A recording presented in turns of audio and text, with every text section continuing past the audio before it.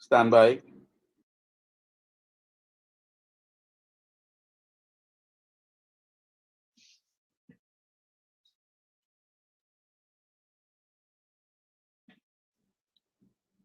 Ladies and gentlemen of the media and the many persons joining us online, thank you very much for joining us today for this press conference being hosted by the People's National Congress. My name is Imran Khan, and I will be guest moderating this press conference today. We have joining us at the head table former Minister Annette Ferguson, Honorable Member of Parliament, who held responsibility for housing and water after her duties at the Ministry of then Public Infrastructure, and also executive member of the People's National Congress and former CEO of the Guyana Water Authority. This press conference is specifically going to deal with matters relating to GWI, which have been gaining the public's interest. We will first have a statement, opening statement by the Honorable Member of Parliament, Annette Ferguson, and we will follow by a statement from Dr. Richard Van West Charles. And then, of course, we'll take your questions. MP Ferguson, may I invite you to make your statement? Thank you very much, Imran. A pleasant morning to you, ladies and gentlemen of the media. And I now commence the reading of my statement. The People's National Congress Reform condemns the actions taken by management of GWI to sever the services of employees from the authority without justifications, claiming the company is not making money, but yet in another breath stated that the company is making surplus. Management has failed to meet the workers' representatives to share the restructuring process of the company. How can management wake up in days and decides to terminate the services of innocent staff? This act I can only describe as spiteful, vindictive, and discriminatory against Guyanese, predominantly Afro-Guyanese. My colleague, Dr. Van West Charles, former CEO of GWI, in a moment will highlight the many achievements of the company under his stewardship during the coalition's government tenure from May 2015 to July 2020. However, I wish to remind Guyanese, it was the coalition that brought improvements in water delivery, not only in communities on the coastlands, but communities in the hinterland regions. The PPPC regime boasts of 50,000 house lots. Therefore, the big question to be asked and answered by the regime, how the areas designated for housing development will be serviced adequately with potable and quality water when persons are dismissed. The nation must also be reminded that in June 2020, this is what Mr. Ali stated, and I quote, "We are not on a witch hunt. We are not on any witch hunting exercise. Let me make that very clear. We are going to act professionally." The commissioner and his team have assured us that they would act professionally. They would continue to act professionally. We hold the commissioner to his commitment, but we are not on witch hunting exercise, firing people and so.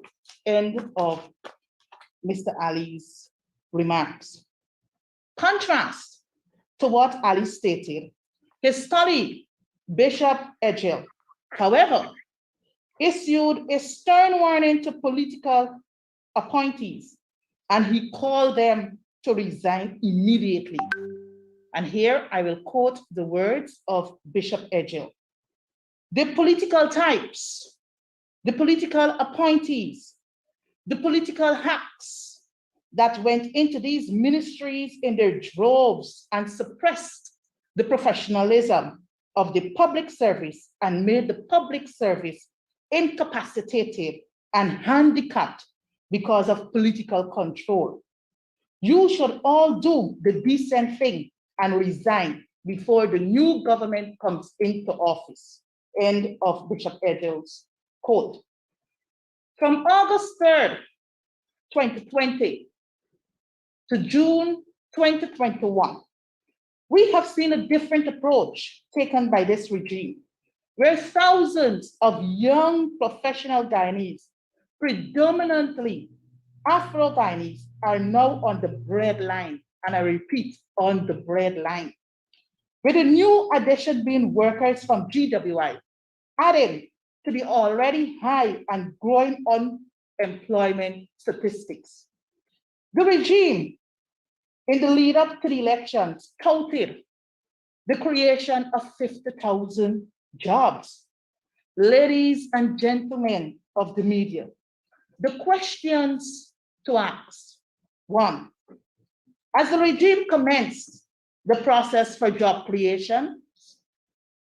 If yes, how many persons have been employed and where have these persons been posted?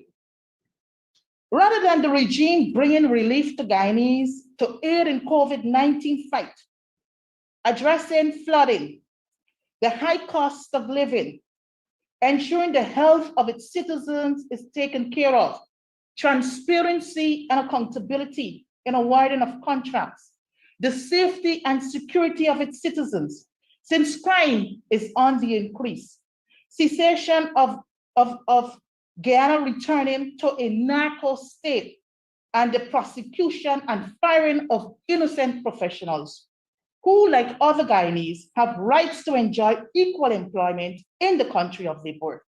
And Mr. Ali is yet to tell the nation of his conversations with Mr. Paul Slope, former ACP and chairman of the Police Service Commission. They should, and I repeat, they should utilize their energies in moving this country forward. Many of the persons to whom dismissed letters were handed to are predominantly Afro-Guyanese from a company making surplus, while on the other hand, hundreds have been re-employed in the failing sugar industry just to satisfy an election promise, which many Guyanese will see it as a political gimmick. In 2020, the cooperation, this is Gaisuko I'm referring to, was allocated a sum of $7 billion. An initial sum of $3 billion was used to recapitalize the estates at Rose Hall, Skelton, and Enmore, while a latter $4 billion was used to support the recapitalization of the 3 operating estates at Blairmont, Albion, and Iflot. The 2021 national budget makes provisions for $2 billion, and I quote, for critical capital works at the Guyana Sugar Corporation, Gaisuko. In addition to the earlier sums mentioned, in April 2021, employees protested. The CEO stated, and I quote, "We cannot pay what we don't have," unquote. But Mr. Jagdeo subsequently announced that 200 million, and I'm quoting him here, 200 million payout for sugar workers. Clearly, ladies and gentlemen of the media, this can only be described as ethnic discrimination. Since the management of GWI claims the company is not making profit, then the regime should extend the same hands to the workers at GWI as they have done for the sugar workers by continuously pumping billions into a failing industry. With our nation faced with high increases in COVID infections and deaths, a failing economy, why would a government act so unconscionable and callously against its people by placing them on the breadline. Mr. Ali, enough is enough. And you should take your regime in hand and govern in the interest of all Guyanese. I conclude by saying the People's National Congress reform calls on the regime and management of GWI to rethink its decision and discontinue this unfair treatment and harassment of our Guyanese brothers and sisters. Here ends the reading of my statement. Thank you very much, MP Ferguson and Vice Chair of the People's National Congress Reform. I now invite former CEO of the Guyana Water, Inc., Dr. Richard Van West Charles, to present his statement. Dr. Van West Charles. Thank you very much, Imran. Ladies and gentlemen of the media, colleagues, good morning to you all. I think it's a pleasure for me to take this opportunity to address the many issues emanating from the lips of the CEO, Mr. Bash, with respect to the operations of GWI and culminating to date in terms of the termination, the unjustified termination of 300 workers. I think as we look at this matter, we need to understand the relevance and the importance of water to human health, but more particularly, the relevance of water to the global pandemic of which we are a part. And water is a critical resource in this matter. When the APNU AFC administration came to office in May, and I joined GWI in October of 2015, there were two critical aspects one had to examine. The mission of the organization, GWI, and the embrace of the Sustainable Development Goals, which were globally agreed to.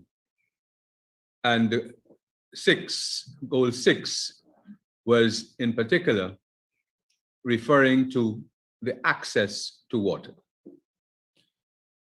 Now, when we came into office, one of the first things that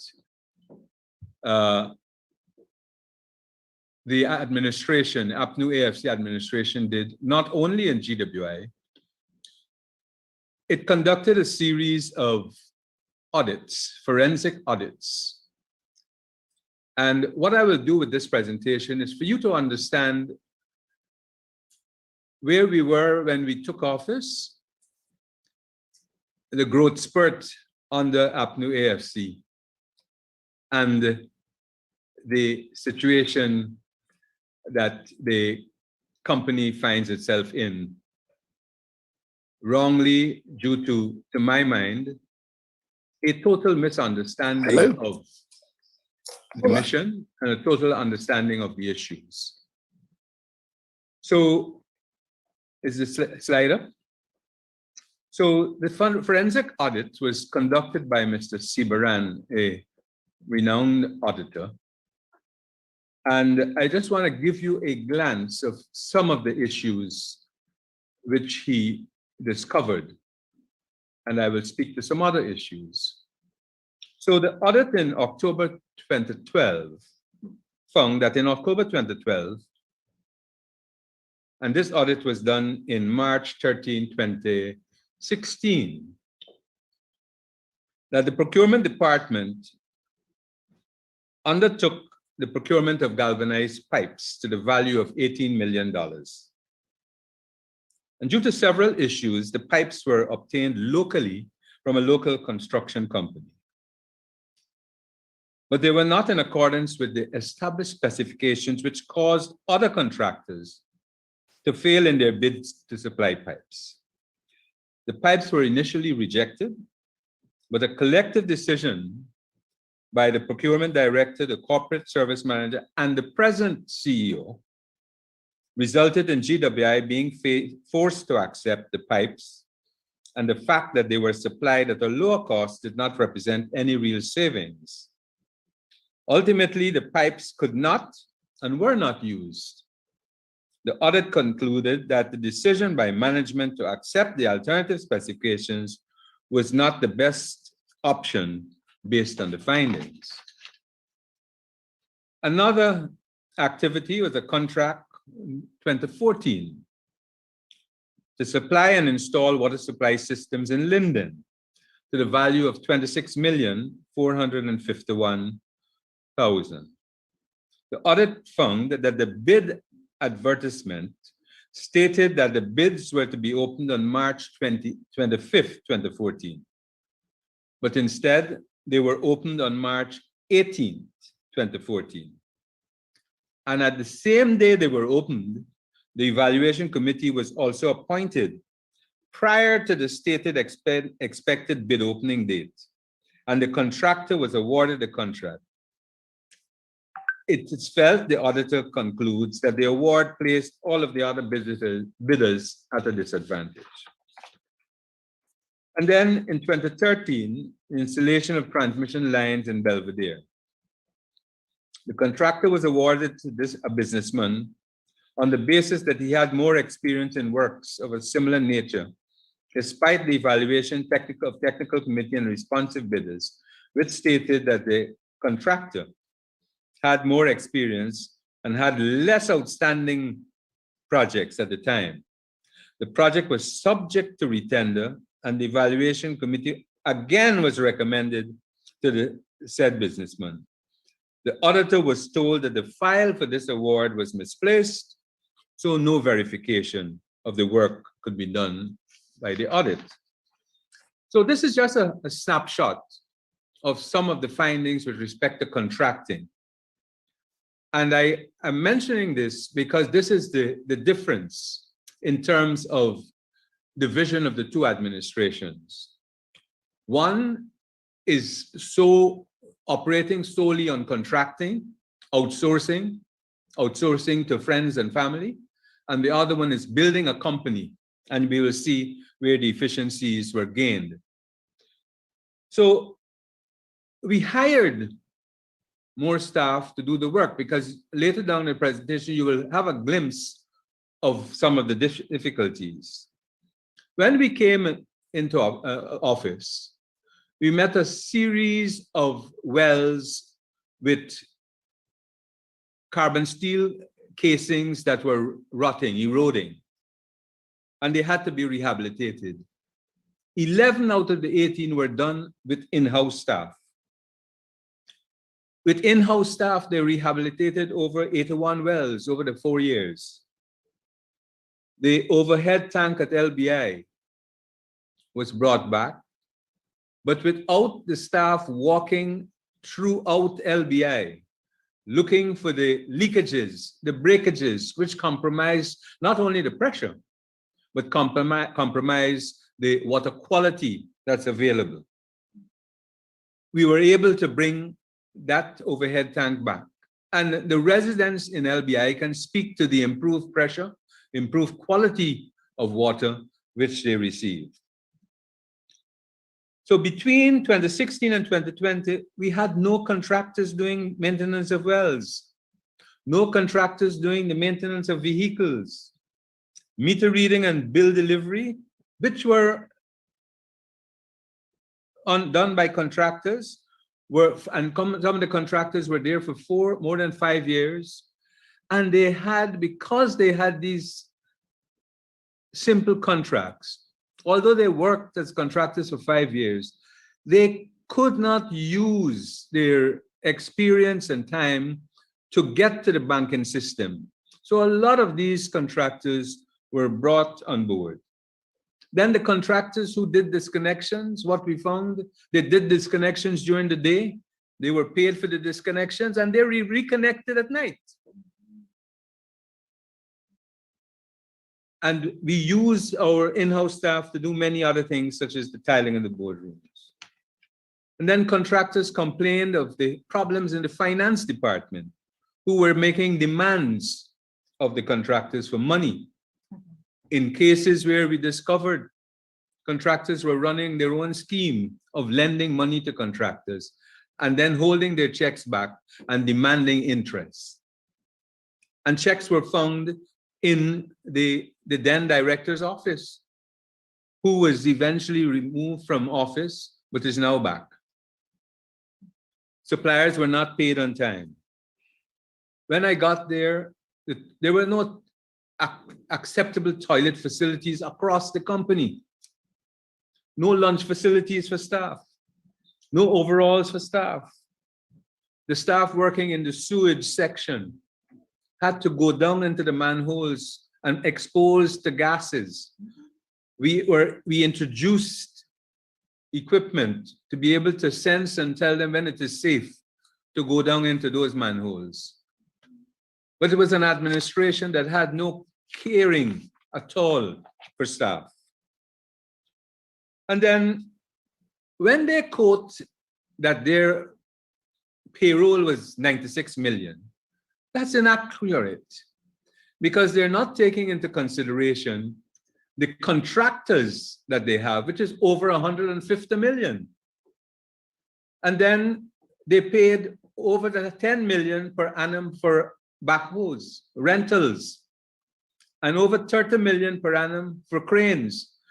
When I got there, in terms of, they had no crane, so you had to rent a crane. If you wanted a crane for 1 hour, you had to pay for 4 hours. And at that time, there were 84 contractors in the company. So the move was done to bring staff on board in the company to do a number of things. And so the service improvements were in a number of areas. In leak repair and maintenance of equipment, which is directly related to the water quality that residents receive. So when we got there in 2015, there was one backhoe in the company and one bobcat and one 2-ton high-up truck. When we left with 4 backhoes, 1 mini excavator, 1 dump truck, 1 crane, 2 high-up trucks, a crane low bed, a water tanker. In terms of well maintenance, there was 1 compressor. They now have 2 rigs, drill rigs, plus a specific vehicle for well maintenance, 2 compressors. And as I said, despite this, they have issued a contract to someone in Blackbush Polder to do the maintenance of a well at Yakosari for $9 million. So we need to understand. And so the well maintenance services then were costing approximately $55 million a year and done through contracting. Commencing in 2018, all the services were done in-house. That's where the staff were hired to do. Vehicle servicing, all were contracted in excess of 20 million per year. Commencing in 2018, this service is being done in-house. Leak repair crews, there were an average of 2 crews per region. Because water quality was so important, they were moved to 4 crews. And because GWI is a water utility, it can't operate from 7 to 4 in the afternoon. You have to have emergency crews during the evenings when people call that there are breakages, etc. You've got to have people to respond. So contracted services to deal with weeding, welding, etc. was approximately $25 million per month. We reduced it to $8 million a month. And the distribution hours across the country was an average of 12 hours a day, one of the worst in the Caribbean. we moved it 95% of the facilities on the coast when we left were operating in 24 hours. In many instances, they have just reversed some of these things. So the residents must understand the issue of the access to water and safe water is what is being challenged by the management of GWI presently. So the reason for the increase in staffing is one, to improve the quality of service, where people can have water 5 meters in their homes. Many people reached out and said they were so happy because they were using their showers for the first time. The increased level of service. They're not concerned about that. The increased hours of distribution and supply. The increased first-time access. Over 95,756 residents were given first-time access over the 4 years. Increased water quality surveillance and monitoring. When we left from a fledgling 7,000 tests per annum in 2015, we moved to 66,000 tests of water across this country. And in areas of the hinterland where water was never tested, being tested today, with a lab in Region 9 in Lethem. So we address this issue of equity of access, which speaks to both the Sustainable Development Goals and also to the mission of the organization. So we had to increase infrastructure and investment. So over those years, when the administration held the reins of management, we drilled 48 new wells. The expansion of the distribution network to unserved areas.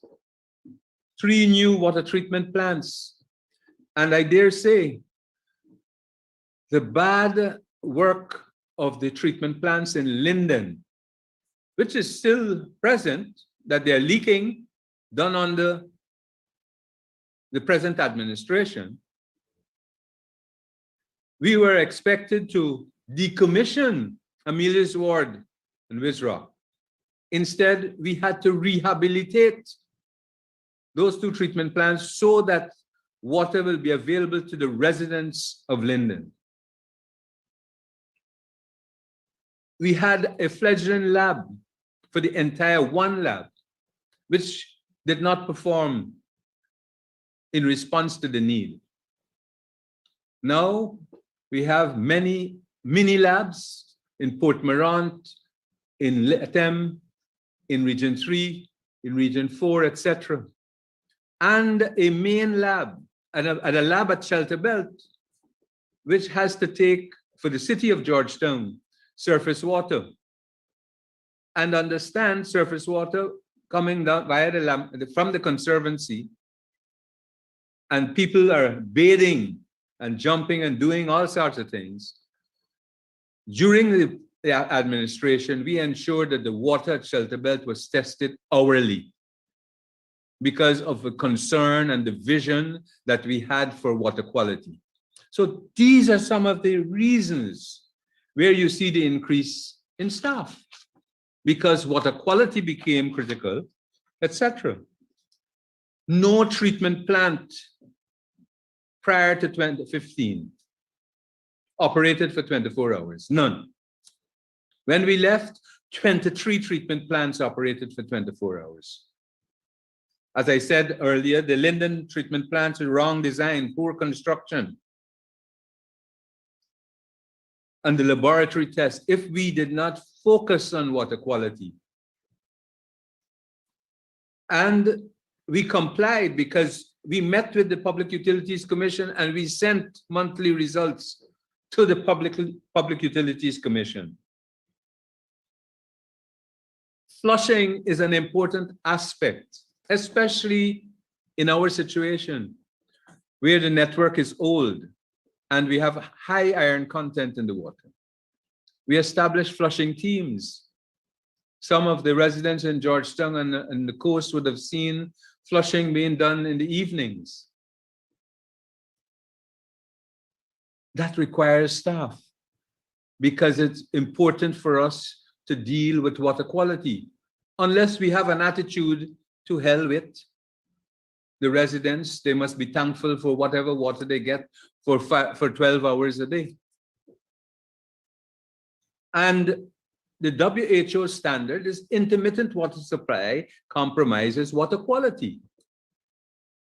So it's important to move as quickly as possible to the 24/7.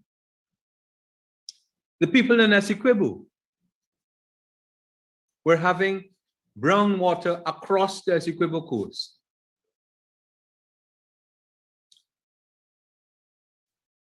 The directors of GWI, together with the board, we recognize that this is an unacceptable situation. And we introduced Sequest not only on the Essequibo coast, in Edinburgh, in Ithaca, in Enterprise. And let me stress this point. When we ran, water was a right for all citizens. There were no red communities and green communities. They were citizens of Guyana. And the staff that came on were not related to any green or red community. They were citizens of Guyana. And then let us look at some more of the achievements that we tested for the water quality parameters and expanded them. We introduced new technology where people had to be trained using geophysical logging technology. I remember in Mahdia and Campbellville, which they made several attempts to drill but could not find water until we used this technology. And we, together with UNDP, ourselves, some resources from Japan, we bought this equipment and had people trained in Spain. And so you have a more precision in the drilling when you're looking for water. The hinterland department was established, and we had institutional strengthening, looking at over 200 communities. I spoke about the issue of water quality and the certification of the lab and the rigs that we had. So when we come at some of the financing, we reduced customers' debt from over 6 billion to 4.5 billion. The implementation also to protect staff, handling chemicals, going into the manhole with gases, to introduce a medical surveillance program for the staff members going into these manholes. If you do not invest in staff and care for staff, you cannot have commitment and loyalty to meet the mission of the company. And we compare 100% water quality testing countrywide. Revenue, when we came in, moved from 3.2 billion to 5.25 billion in 2019. Revenue.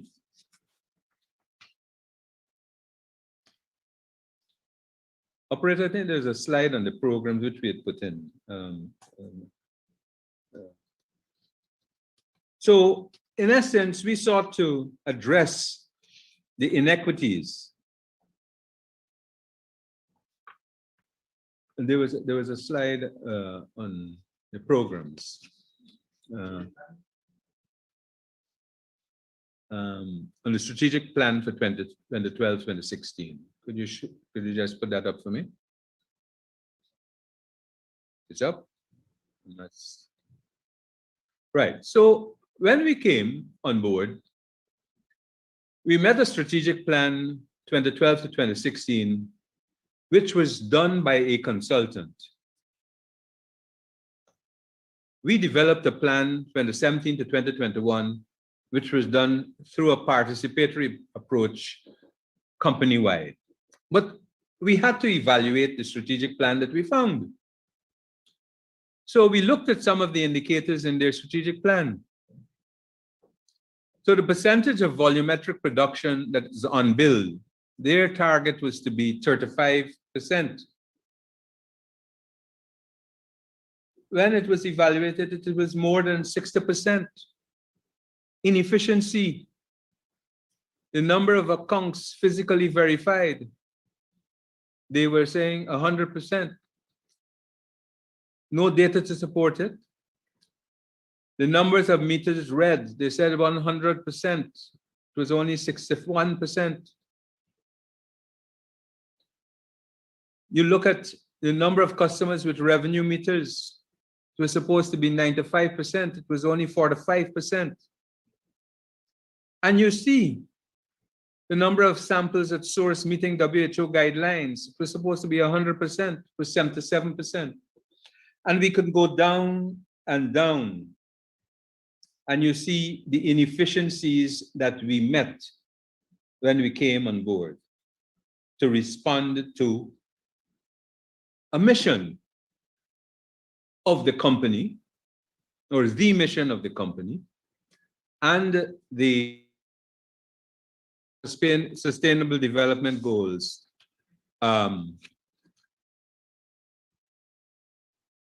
which has goal 6, speaking to the issue. So, in essence, when you're looking at this matter, the GWI, if your aim is to outsource and not ensure that you respond to the mission of providing a service,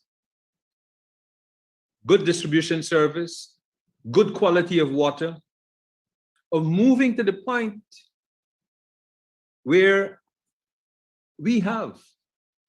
you're able to drink water from the tap. But I ask myself whether they are understanding what happens to the 35% poor people across the country that need access to water. And how can you rationalize amidst COVID that you're cutting back on the services? Could you go to the slide which speaks to Georgetown, and let me see towards the end a case study.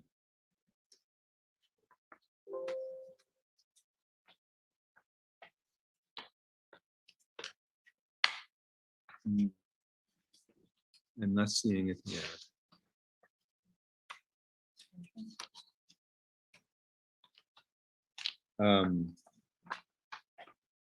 But you see that there was a significant drop in terms of Georgetown, moving from 17 hours to 24 hours. The pressure, increase in pressure, significant. And also, I mentioned the issue of the water quality testing. So the service was expanded. In the last two diagrams to me, please.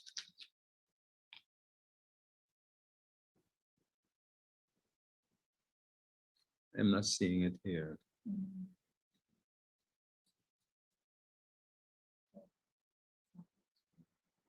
It's not here.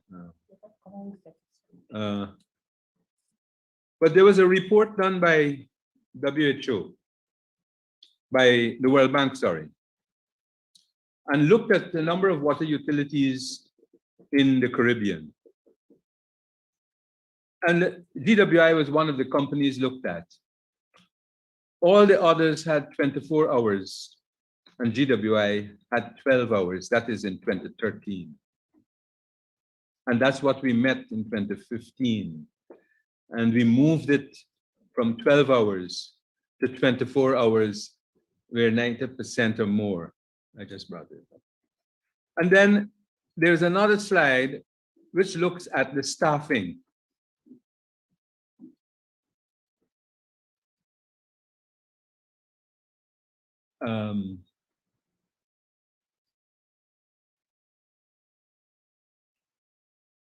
1 minute.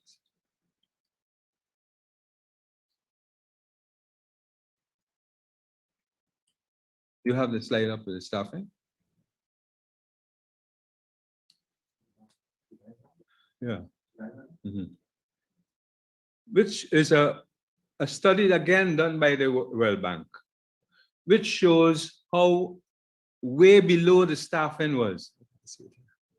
Way below the staffing was with a percentage of operating cost. So it's a case which establishes very clearly that GWI as a company, a water utility, did not have enough staff. Did not have enough staff to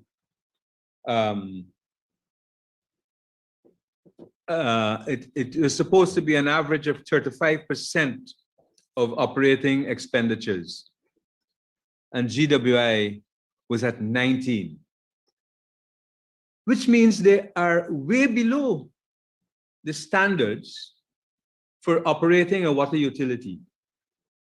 This was in 2012. And so when we increased it and established and expanded the service, to the point of meeting the parameters of WHO and the SDGs and our own mission, you are saying that you have to terminate 300 people. So where are the functions? And this clearly shows, I'm going to be kind,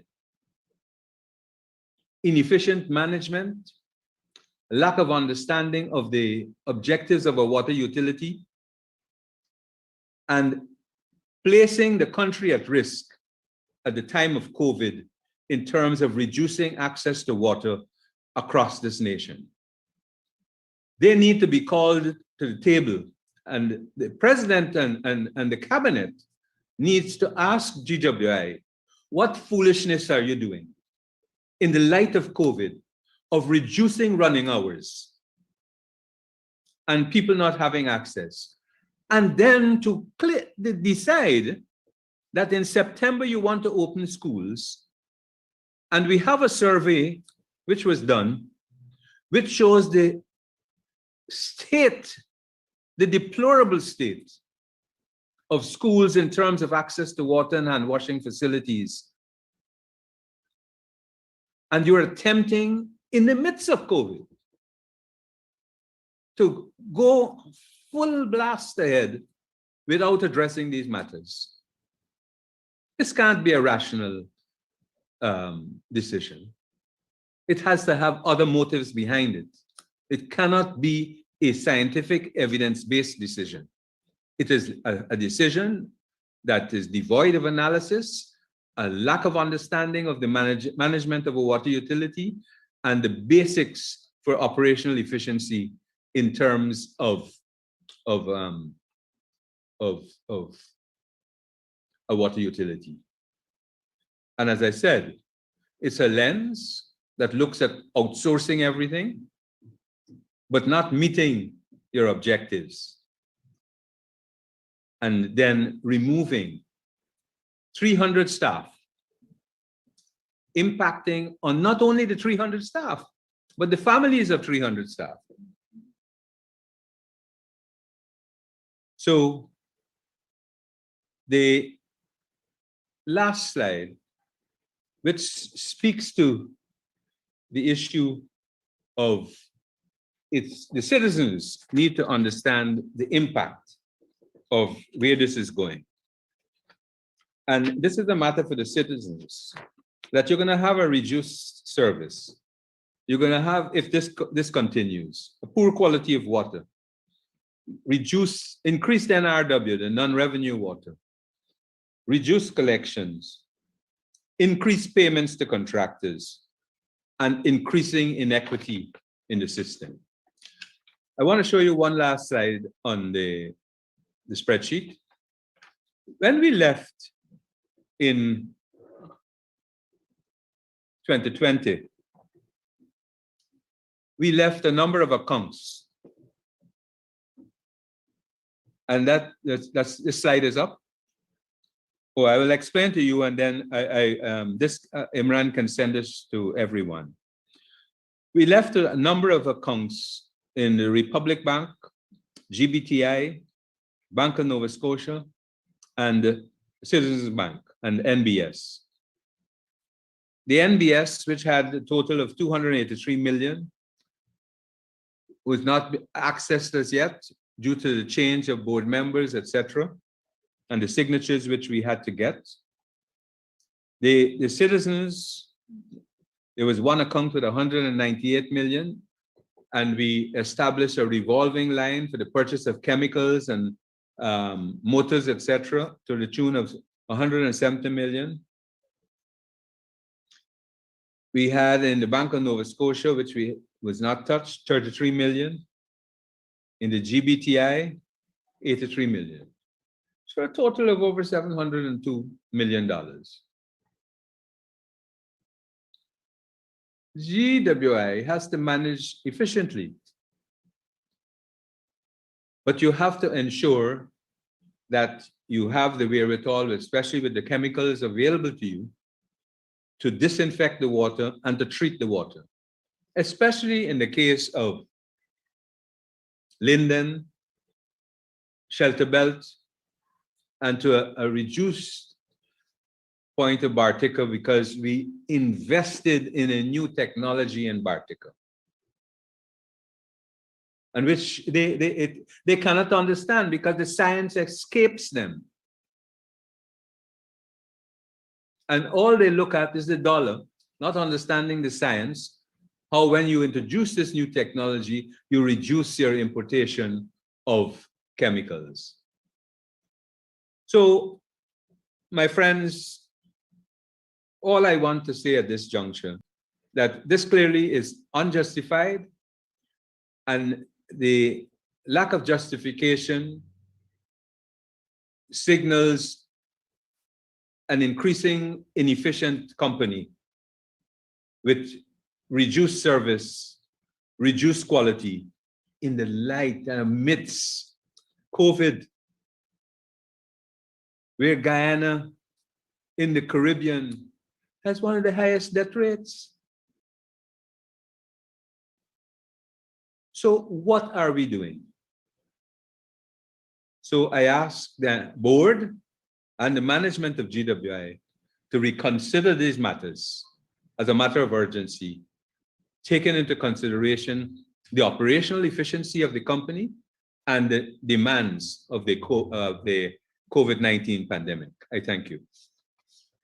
Thank you very much, Dr. Van West Charles, for that very comprehensive statement and the startling revelations contained within. Ladies and gentlemen of the media, we will now take your questions, and the usual protocols will observe. Kindly indicate by using the raise hand feature if you have a question for Dr. Van West Charles or MP Ferguson.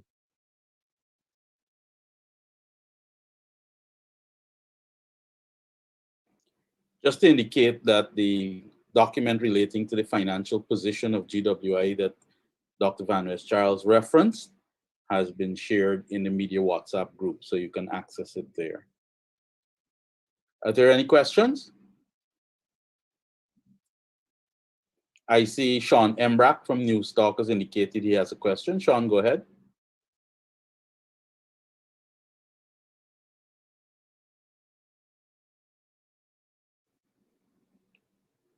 Good morning, everyone. This question is to Dr. Van West Charles. Sean, Newstalk Radio Guyana. Sir, could you say that if the workers at GWI were unionized or had any union representing them, or for any department or overall? I know that there is union representation by Transport Workers Union. I'm not too sure whether these workers who have been terminated are members of the union. That has not been ascertained as yet. But that is the union that represents the workers, basically, the transport workers union. Okay, follow up. Sir, can you put in a nutshell for me, really what sort of impact the firing of these workers will have on the company? I noticed that you've outlined a slew of services that will be reduced and what citizens can expect with the firing of these workers. But can you sum it up for me in a nutshell, the real impact of the firing of these workers? As I said, the company hasn't been transparent in saying which are the areas these people are being fired from. I did see one termination letter coming from a craftsman. Now, a craftsman has to deal with looking at the leak repairs. So if you are firing craftsmen, then you're leaving the system open for contamination. And you are not addressing, you're also affecting the pressure available to residents in areas where these leakages can occur. So it compromises the level of service to residents, and it compromises the quality of water quality being delivered to the residents. So I think the company, if it were serious, would state where these people are being fired from, which departments. And I doubt whether these workers were called. They were given a letter, but they were not called and necessarily and discussed. It was customary when we were there to have exit interviews from these, but these people were just seemed to be got rid of and not being concerned with them. I think generally, they also, I remember, I think someone sent me an article in the Kaichur News about the amount of money spent on a year's activity to the tune of $30 million. Well, that's spent on your workers for different activities for a year, and understand what that contributes to. Many of the workers did not know their company. So through this way, the competitions that they held, they moved. It is not a luxury. And the 21st century management speaks to the need to invest. Likewise, CARICOM, on the HR plan in CARICOM, which we have subscribed to, speaks to the need of investing in your workers. And therefore, there is a mismatch with the words and the documents that we sign and our commitment in many of these companies, these public companies.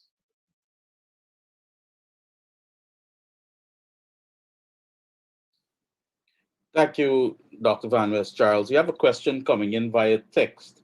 I'll just read it on your behalf. It's for both Dr. Van West Charles and MP Ferguson. And the question is, are you aware that only Afro-Guyanese have been fired from the port drawing office of GWI in the West Bank of Demerara, including persons who have clean HR files? And would you like to comment on that? Only Afro-Guyanese fired from the port drawing office of GWI on the West Bank of Demerara.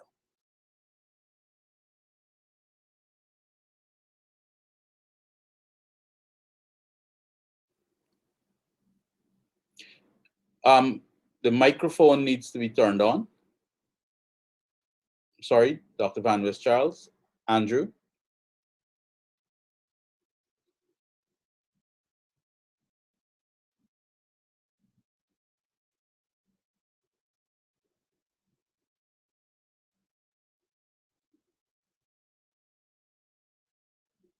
Dr. Van West Charles, I want to deal with the functionality of the company. On what basis, first of all, are you firing these people? Affecting the functionality of the company and meeting its remit. And then you would have to explain to me, why then are you firing people of a certain class, race, etc.? Tell me. Give me an explanation, first of all, Mr. Bash and Mr. Jordan. Explain to me the functionality of it. Why? And then the unjust nature of whether you have singled out workers of a certain ethnicity.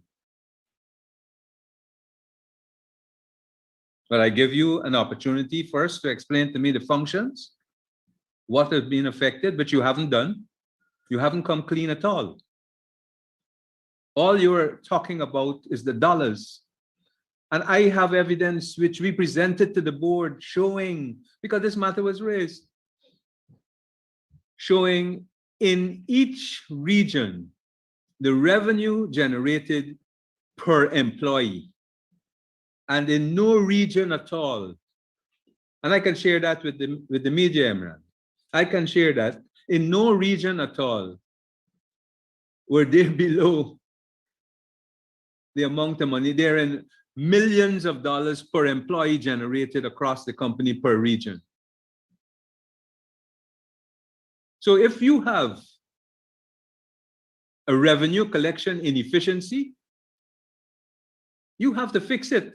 Then if you as management cannot rectify it, you're the first to go, not the people at the bottom. And you need to rectify it. That's why you're being paid as management. Thank you, Dr. Van West Charles. MP Ferguson, would you like to respond to that question as well? Well, I just want to add by saying that I support the views by Dr. Charles, and also to say that the information coming to my attention is that across the regions, for those persons who have received dismissal letters are predominantly Afro-Guyanese. So if pooled run, as the question asks of, that is just one region or one area. But what was even further told to us is that in Region 10, the persons who received their letters are predominantly Afro-Guyanese. In Region 6, we were told it's just like a percentage of the other ethnic grouping, and that is, the Indo-Guyanese. So to answer the question asked, is that indeed, majority of the persons who have received their dismissal letters to date are predominantly Afro-Guyanese. Let me make this point also, Imran. The reduction of service, when we were in office, staff knew they had to check the hospitals, the health centers, the restaurants to be sure that they have access to water. When you reduce your service, what is happening in terms of access at the health centers, the restaurants where people go to eat, etc.? Schools were there, but there are the schools are closed now. But people have we even looked at the number of communities, the squatter communities throughout this country. There's a document within GWI which speaks to the number of squatting communities from the time COVID came upon us and how we have to move to expand the system. And you are contracting the system to the number of communities across. This is madness. Thank you, Dr. Van West Charles, MP Ferguson. Further questions, ladies and gentlemen?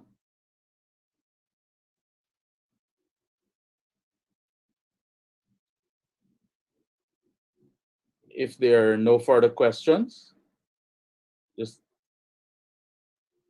allow a moment to indicate if there are further questions. If there are no further questions, I will invite both MP Ferguson and Dr. Van West Charles to make their closing statements before we wrap up. Thank you very much, Imran, for giving me the floor once again, and to the ladies and gentlemen of the media. I just want to reiterate the call is that the management of GWI and also the regime should rethink. They should rethink this position.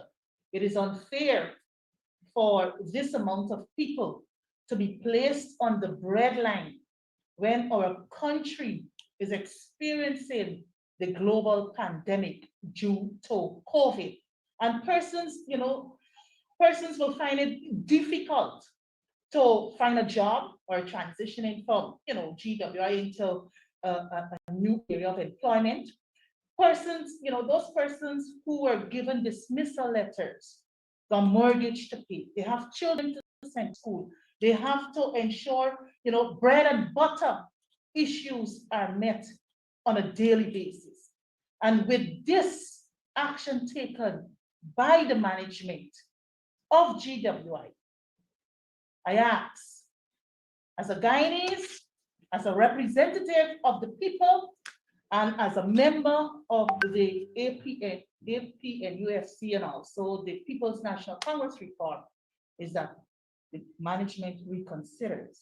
Also, the government should reconsider this position. Thank you. Thank you, MP Ferguson. Dr. Van West Charles. Thank you very much, Imran. Ladies and gentlemen, this is a national Dr. Charles, matter Dr. Van West Charles, of an important commodity for our growth and development, for our health, and more so at this point in time. Whether we are in season or out of season, water is critical. Water is life. That's if you pass GWI, that's what you see. Water is life. And therefore, it is very, very important that we think carefully in terms of the service that we're giving to people, that 24/7 is not a luxury, but is an important requirement for human life as far as possible. If we can achieve it, it's good for us as a country, it's good for us as a people. And it therefore means that the company who is the sole provider of water must be able to explain to the citizenry of this country how the services are going to be met with the staff, where the cuts are occurring, how the water quality is going to be maintained. Show us, explain to us that you are going to maintain the service which is required.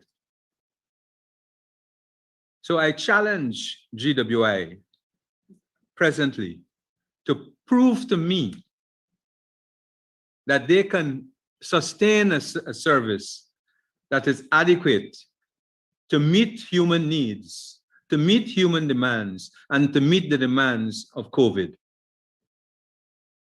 You have the problems with the prisons. You have the problems of water access within the facilities. And at the same time, you are cutting your services, reducing the services to people. In Georgetown right now, there is no pumping after 10 o'clock at night. In the city, in the capital city. And they can't say they are because I know they aren't. So I just ask, I join our parliamentarian, Annette Ferguson, and my colleague and comrade to call on the company to rethink this situation, be mature, and say that you made a mistake and you reinstate these workers and seek to grow and protect us from the situation with COVID. When we did the analysis at Liliendal Hospital, really Liliendal requires its own well. They haven't been able to drill a well there as yet because we did the analysis. So you're cutting back services? Come on. Thank you very much. Thank you very much, Dr. Van West Charles and MP Ferguson, and ladies and gentlemen of the media and the thousands of persons who have joined us online for this press conference. We look forward to engage with you once again, and we hope that the call of MP Ferguson and Dr. Van West Charles can be heeded and the terminations can cease, and those persons who have already been terminated be restored to their respective positions within GWI, a very serious matter indeed. Thank you very much and have a good rest of the day.